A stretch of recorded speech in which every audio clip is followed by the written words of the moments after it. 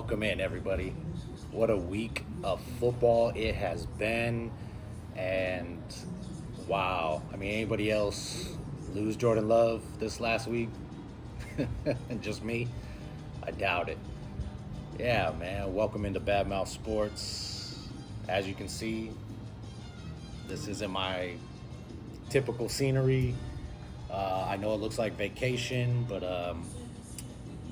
it's a lot of work, man. We out here doing our IVF treatments and process, and yesterday we had our egg retrieval, and it went really well, and now we can kind of sit back and relax and enjoy Puerto Vallarta as much as possible. We leave tomorrow, but it is Thursday, man. It is Thursday. I know I've been out. I was going to go live on Monday, but we still don't have 50 followers, baby.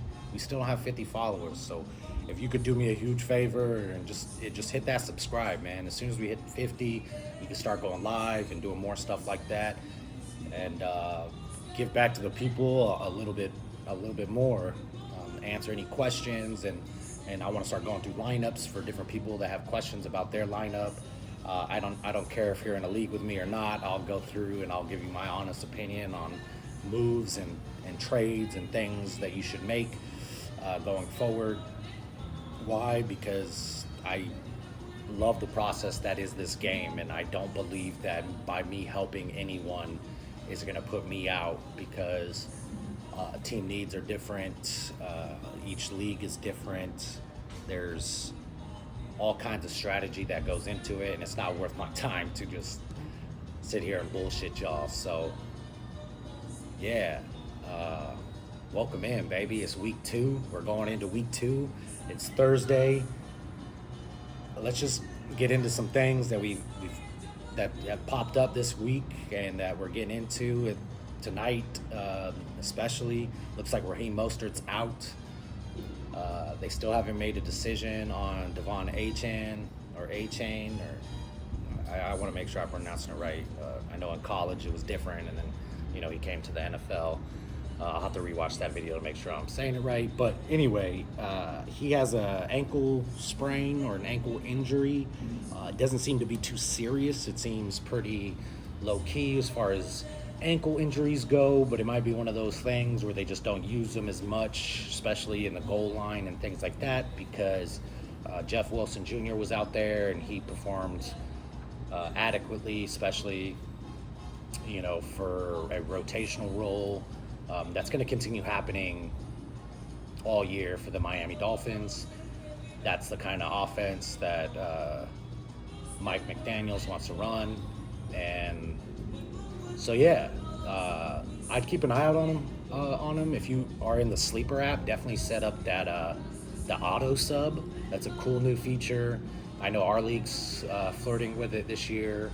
I think it's great, especially because in years past, you have a little too much on a Saturday night. You forget to set your lineup because you do it the morning of for some reason, and you wake up and it's 10 a.m. or noon or wherever you're at. If you're on the East Coast, maybe you have the best opportunity just because whatever, but bars stay open later on the East Coast. Anyway, I'm just saying sometimes waking up hungover and trying to set your lineup is like a pain and the what. So this feature kind of eliminates that, especially for all these hyper questionable players, especially situations like Christian McCaffrey. I know Jordan Mason came out and said he was told on Friday, but then, Kyle Shanahan was offended by that or something, had words with him in the locker room. He also denied it on national television that they knew any more information than they did. I don't know if that comes down to the league and what they're supposed to report or not report and things like that. Christian McCaffrey was on the injury report, but I'm not sure. That's happened in the past with I remember Josh Jacobs said, "Don't play me," or no, that was Keenan Allen. He was like, "Don't play me," and then he came out and he scored 3 touchdowns. He had one of the best games of his career. Josh Jacobs, a similar situation happened at one point. So this is kind of fun because it eliminates that factor and it keeps the games competitive because, yeah, it's fun to make fun of your league mates when they start a player that's listed as out, but more and more the league and the different teams have figured out ways to mask that or use it to their advantage, I guess, especially with somebody like Christian McCaffrey. You're game planning or scheming against that one player, then if he doesn't happen to be there, I don't know. These are, me giving all these teams a lot of credit. I feel really bad because that interview after the game with Jordan Mason, yeah, he was very distraught, and you could tell he definitely got a licking from the coaching staff or whatever, the PR people or this and that, because yeah, I mean, he had the game of his career, established himself as definitely the number 2, a possible starter going forward for any NFL franchise, especially the 49ers, and after a game and doing so well, he was I feel really bad. That's no way to. The situation should have been handled differently. Maybe tell the kid that he can't disclose this information, or maybe tell the kid that, hey, something. I don't know. Getting mad at him because he was just so excited to play in his first NFL game. I would have told everybody, man. At least family-wise, maybe not the media. And it's also he didn't say anything before. He didn't say anything on Saturday. We didn't hear until after the game that he was informed. And even if he was informed, that he might start, come on, man. I don't know. I think there was just a different way to handle that, and I feel really bad for the man. But anybody that picked him up, prior to the weekend, I hope you started him. All you Christian McCaffrey managers, I hope you got him in some way, shape, or form. And if not, I hope you picked him up on waivers this past week. This past Tuesday, all I was able to do was post on Instagram my top 5 picks. I stand by that, especially in the order that they were. Jordan Mason being number 1. I know J.K. Dobbins was some people's out there as their number 1, but he should have been rostered. He was at least listed as the 1B or 1A to Gus Edwards' 1B, and so he should have been rostered. He wasn't the backup and this and that. And I know he has an injury, history of injury, but that's why he wasn't listed on my top 5, because he should have been rostered. Most handcuffs should be rostered at this point, especially in 12-man leagues, 10-man leagues, whatever. You can get away with just only. You only got enough room on the bench and on the starting lineup for the starters, so that's a different scenario. But any 12-man league or up, he should have definitely been rostered. The fact that he wasn't is crazy, but that's why he wasn't listed on my top 5 waiver wire pickups for week 1. I think also another discrepancy that I just want to address, I guess, is the Isaiah Likely. Don't get me wrong, phenomenal player. He showed out week 1 in an offense that looked like they were struggling and that they should have definitely, participated in preseason. I don't know. I'm a big proponent of at least the starters playing at least one full quarter, just so they can kind of get all those kinks out that, that happened in the beginning of the game. The Baltimore Ravens had so many penalties. But yeah, I have him lower. I have him actually behind Colby Parkinson. And the only reason why I have that is because Isaiah Likely still isn't the number 1 over there. It's still Mark Andrews. And you could see that in that game. If you watch that game, Kansas City did what they had to do, and they shut out Mark Andrews. They wanted Lamar Jackson to win the game on his own. They wanted to eliminate Mark Andrews and him as a receiving threat whatsoever. They wanted just to eliminate that and force Lamar Jackson to beat them. We knew going into that game that it wasn't going to be a run-heavy game, so I can't even knock the whole Derrick Henry situation And, even I always forget if it's Jim or John, but Coach Harbaugh coming out at the end and saying we didn't pick up Derrick Henry to run the ball 30 plus times a game is because they plan on being in winning game scripts. That doesn't mean he's not the go-to guy.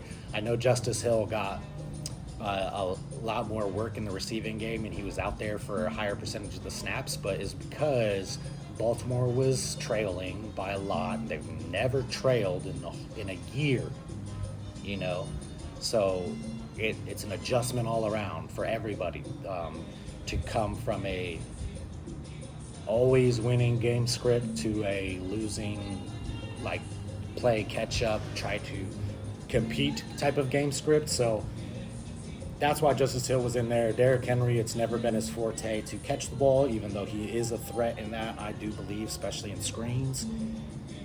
Yeah, they hired him to be the workhorse. They hired him to dominate the ground and pound game, which he's going to do. They got Derrick Henry so they can open up the field a little bit more for Lamar Jackson when he decides to run, and they made it so that they have threats everywhere. Mark Andrews is going to come back. He's going to be fine. I would not panic over that. Kansas City did what they did in the playoffs last year, and they just eliminated Mark Andrews. And as we can see, he's such an integral part of the offense that the offense struggled, not just with their penalties. A lot of those, I guess the league is cracking down on certain penalties because it's been lackluster in the past, and especially like that Kansas City tackle who would, we saw him get a couple penalties. It's just one of those things that the league, every year they focus on something. Last year it was, quarterback targeting, like the helmet-on-helmet contact with the quarterbacks. It was called a little too much, in my opinion, for certain situations. But this year I think they do need to focus on some of the things that these players use to get a subtle advantage, not a major advantage, just a subtle advantage, like leaving the snap count half a step early, or timing it and all this stuff.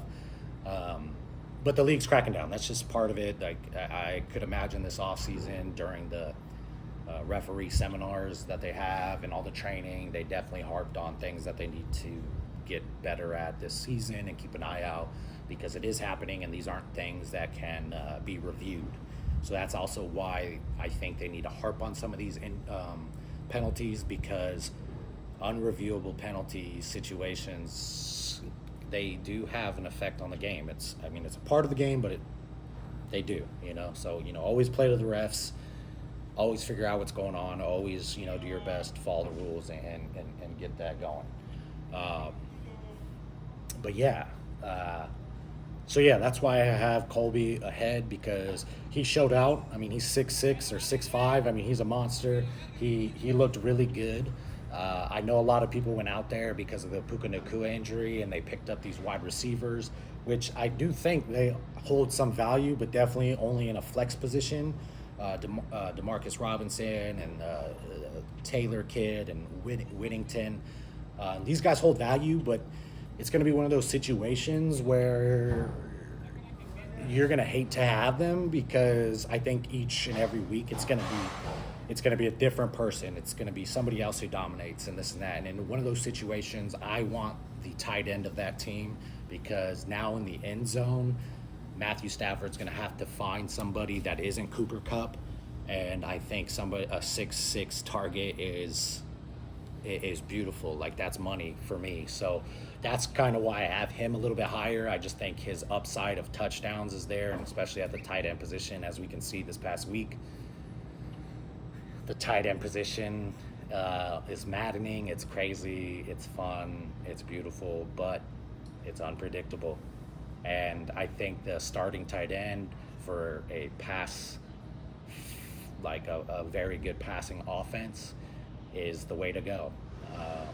That's why Isaiah Likely scares me, because I think him and Mark Andrews they're gonna have to share the love, because now you can't just cover Mark Andrews. We saw that Isaiah Likely is a monster as far as tight end goes. He is a threat out there on the field, And I think teams will start to scheme that, but I think it'll balance back out. Remember, this is week one, guys, week one. So don't panic, or do panic. Drop all the guys you don't want, and guess what I'm going to do? I'm going to go in there, pick them up on the cheap, and just love it because, yeah, it's fantasy football. People like to panic. People like to drop people unnecessarily. Week one is not a week to panic. We finally got all the jitterbugs and all that stuff out the way. These and those things happen, not only in real life, but just NFL. I mean, these guys, they prepare all year. They finally get out there. They're in front of an audience. They're ready to go. It's game time. It's exciting. And then shit hits the fan, So it's just week one. I wouldn't get too carried away, or this isn't a week to make things prescriptive, right? Like we're going to learn more. We learned a lot, which we'll get into, but yeah, you can't, the whole league isn't determined on like week one. It's not determined even on week two. 3-4 weeks of that, hell yeah, I would definitely start to panic. But unless there was somebody that you were worried about going into week one, I wouldn't be worried about it now. That's my 2 cents. That's all I'm going to say on that. I hope your waiver wires, you went out there and you got the guys you want. Yeah, I think my number 2 on the waiver wire was... Actually, let me just pull that up, man. Why not? Well, I got you guys. So, my waiver priority for this week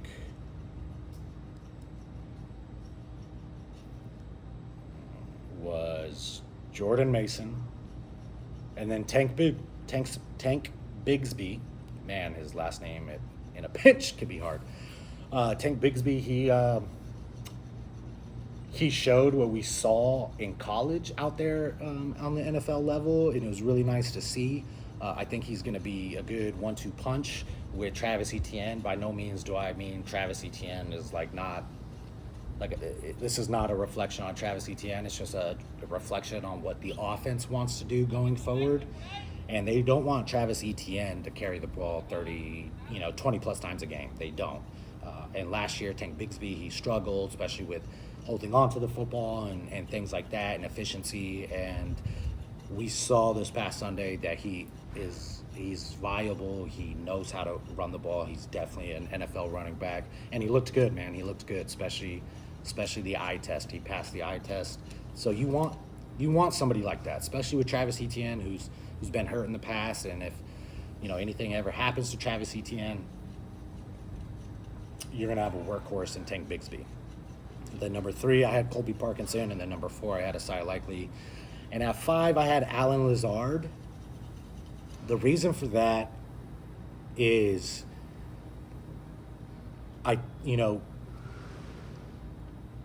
last year he struggled a lot, but he was brought over by his now quarterback, right? Like, if Aaron Rodgers played all last year, I think Alan Lazard wouldn't be talked down on as much as he is. He's a threat, man. He's 6'4"-ish, 6'5"-ish. He's pretty tall. He's quick. He runs like a low 4.4.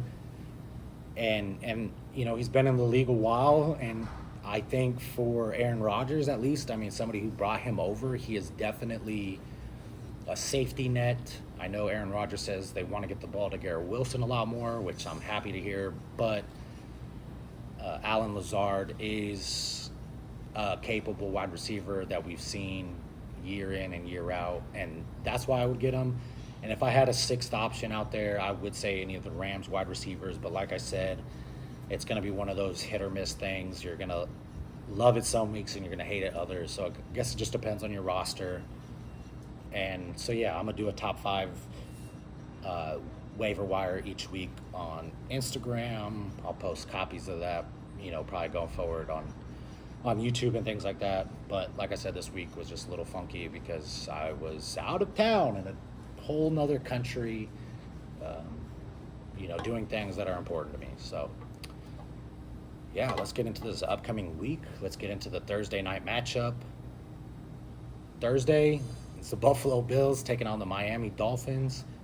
We've already had some injury updates as far as like Raheem Mostert. He will not be playing this weekend or this Thursday.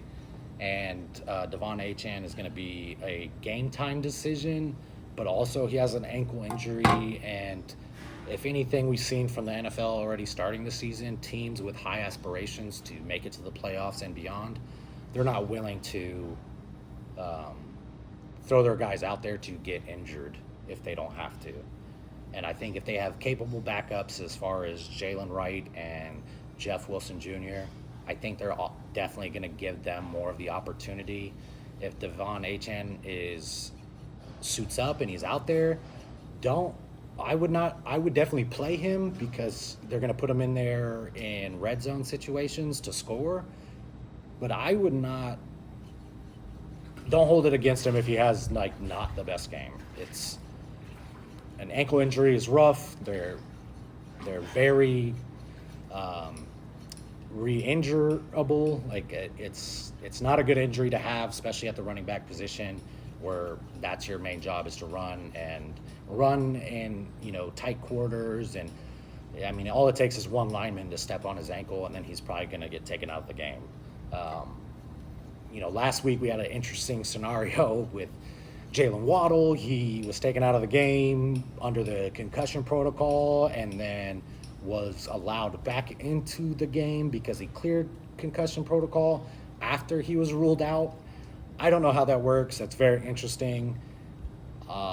You're happy if you played him and you got all that news, but it is a roller coaster, and just expect that every single game. That's Jalen Waddle's cup of tea, man. It looks like he gets banged up so bad that he's going to be out, and then next thing you know, he's catching a touchdown pass. I would expect some more of the same. You're obviously starting the cheetah. Poor guy. I mean, not poor guy, but what a fucked up situation that the Miami-Dade police put him in, and fucked up situation for them as police officers. I know I'm not supposed to be political on here, but that was just wrong. There's a billion other ways to handle that, especially when there's 4 or 5 of you strong and there's just one guy. You know who it is. You know exactly where he's going today. Like, you knew he was going into the stadium. He couldn't run if he wanted to.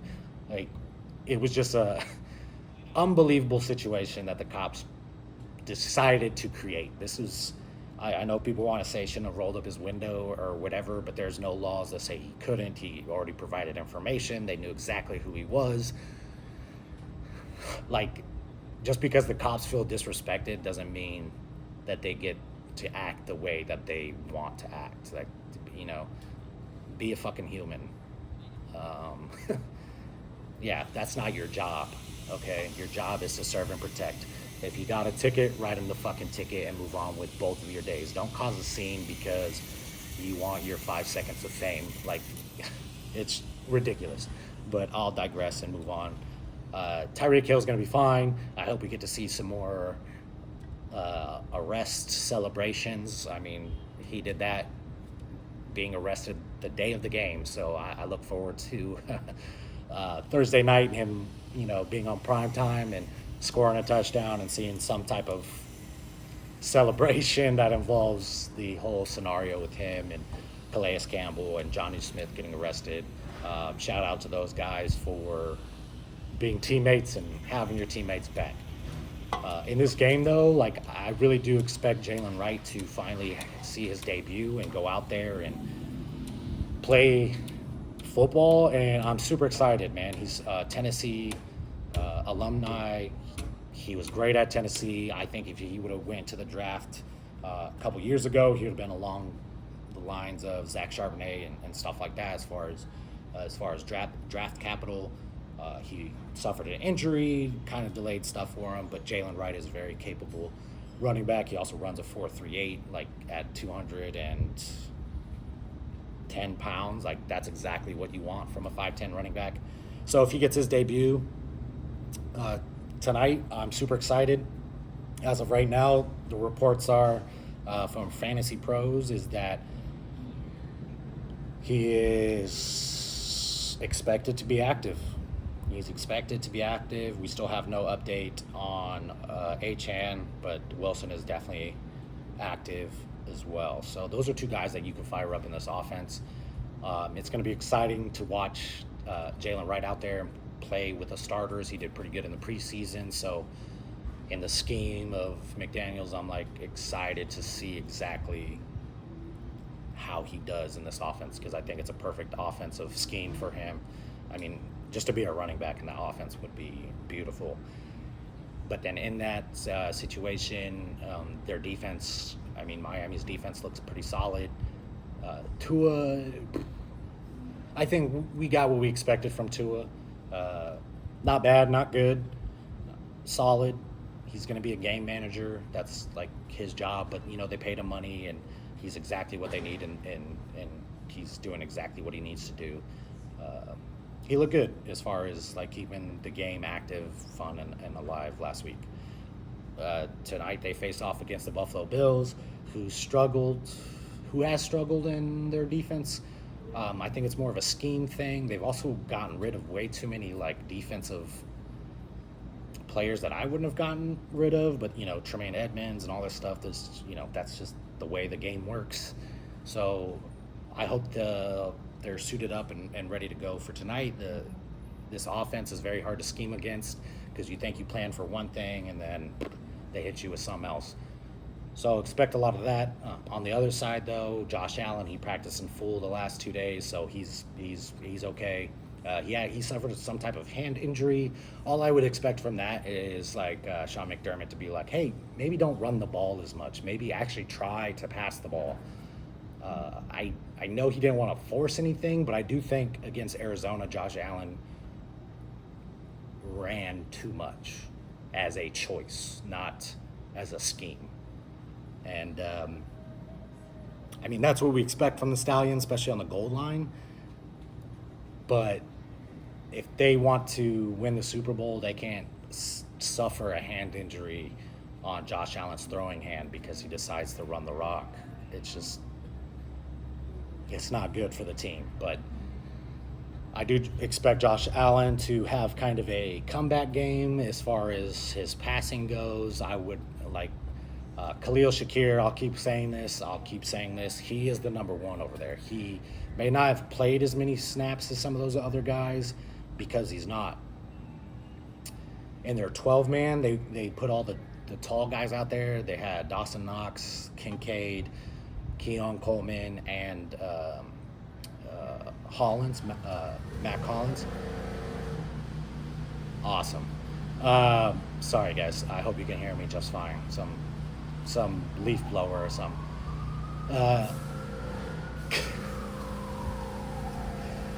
I don't know what they're doing. They're fixing some type of pool. Hopefully you guys can hear me. But I do think the team tonight is going to have to pass the ball effectively.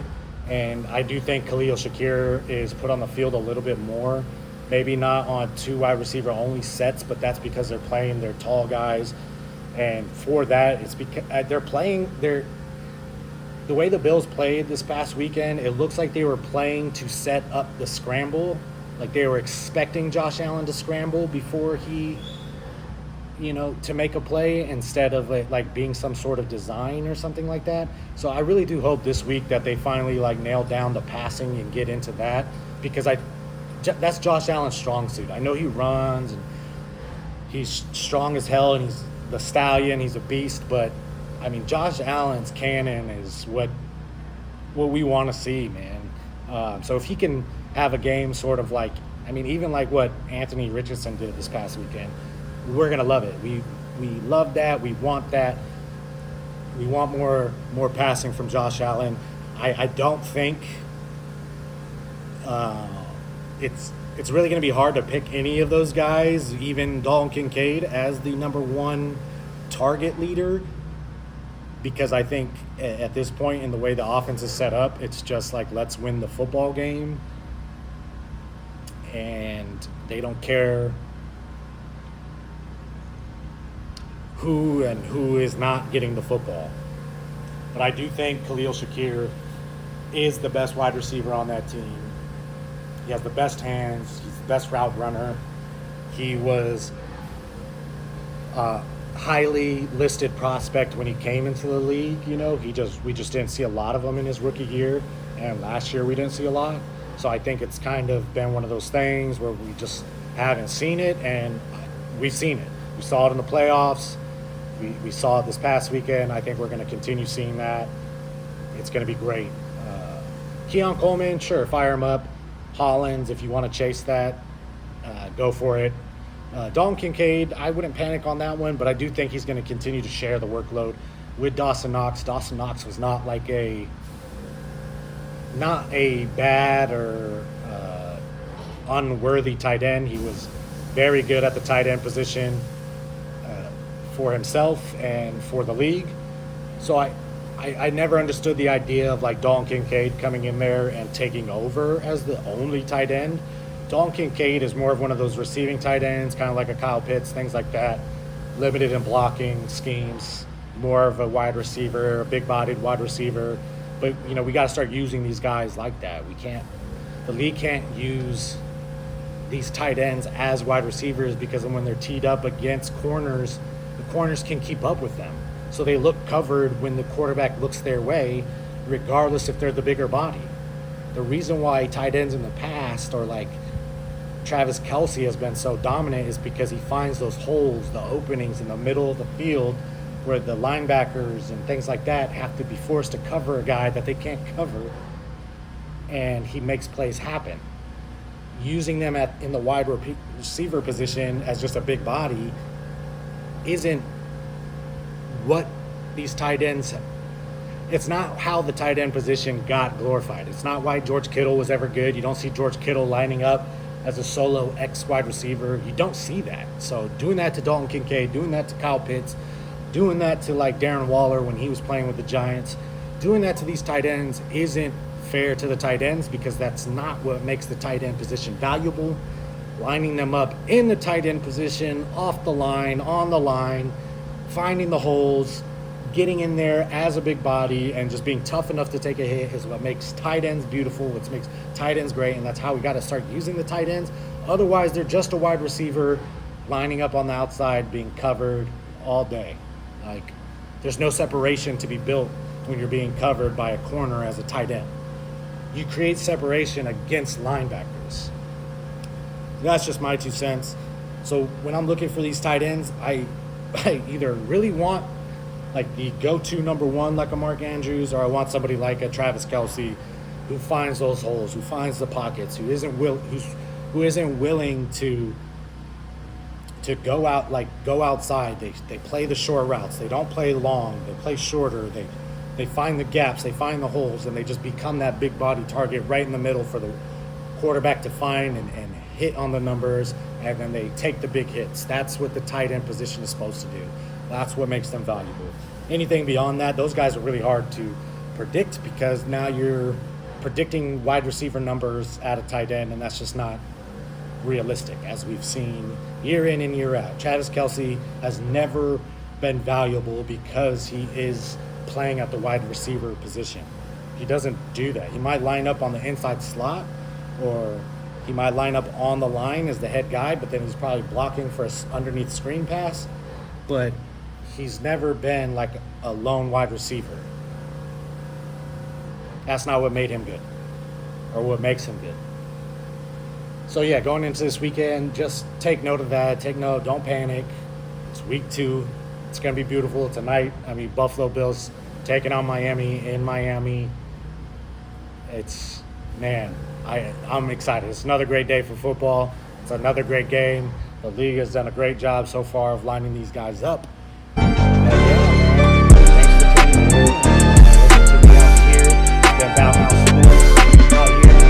PV, baby. All right.